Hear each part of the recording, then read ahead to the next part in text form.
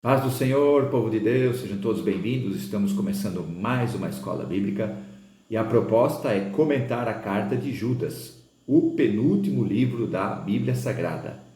E hoje vamos comentar o versículo 20, que diz assim: Mas vós, amados, edificando-vos a vós mesmos sobre a vossa santíssima fé, orando no Espírito Santo. Judas agora deixa de focar no tema da carta, que era os falsos mestres, para trazer orientações para os leitores dessa carta. Do versículo 20 ao versículo 23 ele traz essas orientações. Você lembra que até o versículo 19 ele vem falando dos falsos mestres, os falsos mestres gnósticos, vem comparando eles a personagens bíblicos, vem comparando com elementos da natureza e também acontecimentos bíblicos que tiveram consequências ruins. Então ele usa todas essas situações para mostrar como esses falsos mestres eram realmente e traziam problemas para o meio do povo de Deus. Por isso que no versículo 20 ele vem dizendo: mas vós, amados. Então ele vem falando dos falsos mestres e de repente ele diz: mas vós, amados. Então ele está dizendo assim, eles são assim, mas vocês são diferentes. Mas vós, amados, isso é, a relação que Judas tinha com os leitores dessa carta. Eu creio que era uma comunidade de fé que ele estava trazendo orientações a respeito desses falsos mestres que estavam ali trazendo heresias para o meio do povo de Deus. Mas vós, amados, edificando-vos a vós mesmos, isso é, continuando a progredir, continuando a crescer. Era isso que estava acontecendo no meio desse povo com as orientações que Judas estava trazendo para eles. Essa palavra edificando-vos quer dizer edificar, quer dizer o quê? Construir. E quando ele diz assim, edificando-vos, então eles estavam construindo a sua vida com Deus numa base sólida, numa base realmente firme, naquilo que ia fazer eles crescer muito. Você sabe, na construção de um prédio, quanto melhor for a base, mais forte vai ser esse prédio. Então quando Judas diz edificando-vos a vós mesmos, então vocês estão sendo edificados, construídos numa base sólida. E que base era essa?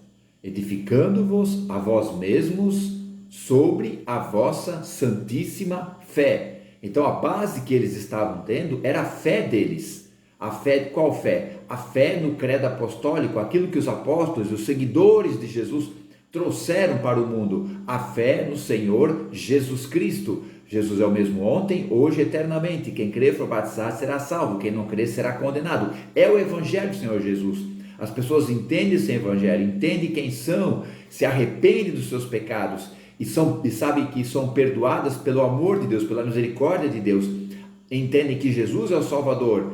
Então isso muda, traz uma mudança de vida na pessoa. Então essa fé que vai garantir elas na eternidade, essa fé que vai garantir elas para sempre na glória. Então eles estavam o quê? Baseados na santíssima fé, no credo apostólico, naquilo que os apóstolos pregaram, Jesus Cristo, a vossa santíssima fé. Santíssima fala de separado e fé fala de crença, mas também fala de confiança.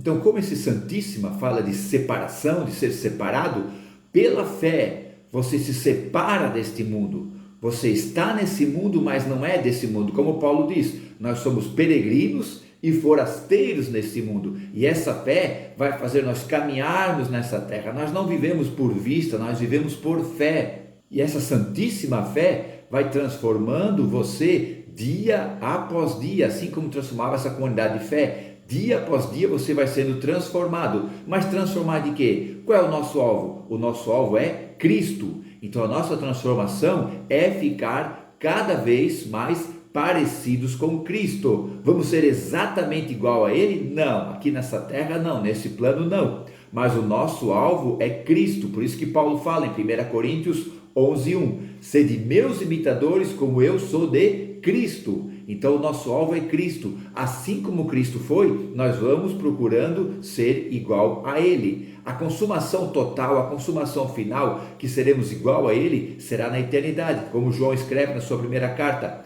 Quando Ele se revelar, nós seremos semelhantes a Ele. Edificando-vos a vós mesmos sobre a vossa santíssima fé, orando no Espírito. Judas escreveu no versículo 19 que os falsos mestres não tinham o Espírito.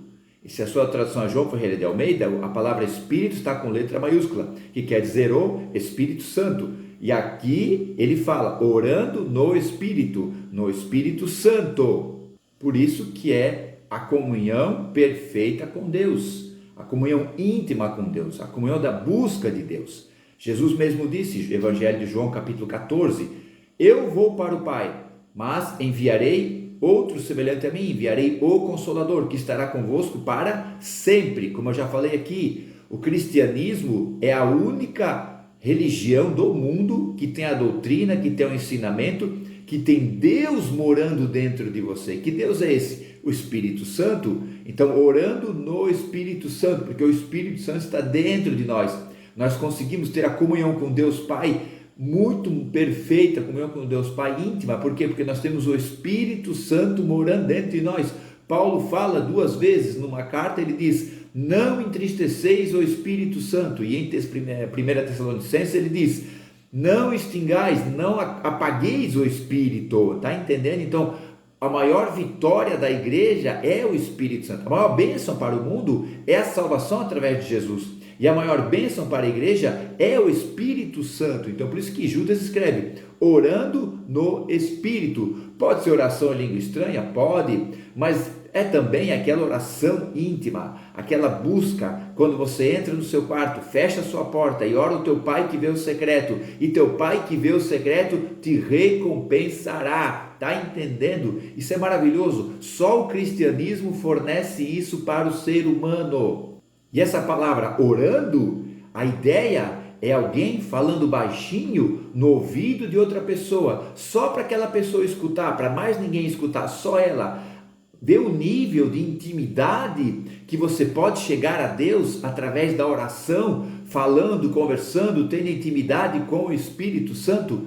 Olha que privilégio nós temos. Olha que maravilhoso é isso, ter comunhão com Deus, com o Espírito Santo, e muitos não usam isso, não falam com o Espírito Santo, não procuram ter comunhão com Ele, não têm atitudes de busca de intimidade, de amizade com o Senhor Espírito Santo. Gente, Ele é um gentleman, Ele é um cavalheiro, Ele é maravilhoso, Ele é incrível, Ele se manifesta na nossa vida. Se você realmente buscar a intimidade com Deus, através do Espírito Santo, você vai entender realmente o que é uma vida com Deus. Você vai realmente ser muito mais pleno na presença de Deus, muito mais completo na presença de Deus, pela palavra de Deus e através da comunhão com o Espírito Santo. Aí vai acontecer o que eu sempre estou falando aqui nesses vídeos. Você não vai ser enganado por essas heresias que andam por todo este mundo aí, trazendo situações sobrenaturais, poderosas,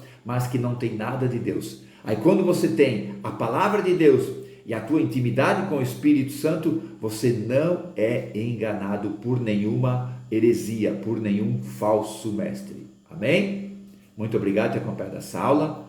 Até domingo que vem, quando estaremos comentando o versículo 21 da carta de Judas. Deus abençoe a todos. Fiquem na paz. Tchau.